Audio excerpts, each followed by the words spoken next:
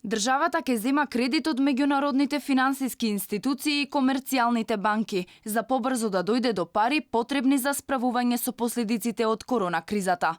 Министерството за финансии ќе земе заем од ММФ, Светска банка и странските банки, повисок од половина милијарди евра. Бидејќи кредитот се зема во време на техничка влада, потребни се врзани потписи, па барањето за заем освен од министерката Нина Ангеловска добил парав и од заменик техничката министерка од редовите на ВМРО ДПМНЕ, Гордана Димитриевска Кочоска. Се бара заем од ММФ во висина од 87 милиони евра, од Светска банка за износ помеѓу 100 и 120 милиони евра, како и од странските комерцијални банки за сума до 400 милиони евра.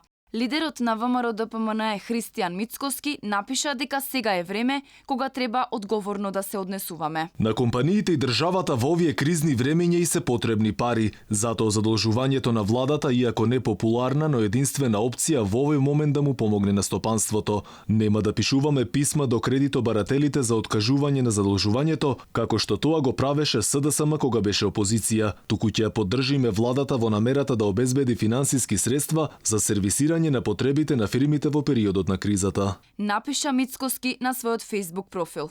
Владата донесе еден пакет мерки за помош на стопанството. Ке се обезбедат бескаматни кредити со грејс период од 6 месеци, како и субвенционирање на половина од придонесите за вработените во најпогодените сектори за наредните 3 месеци. За бизнис секторот овие мерки не се доволни.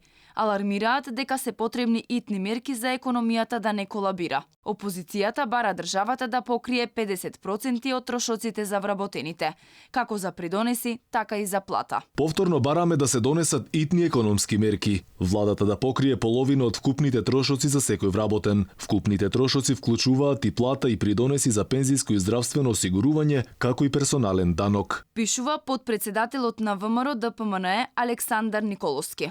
Барањата за заем ќе бидат испратени веќе во понеделник, бидејќи е потребна итна финансиска инекција.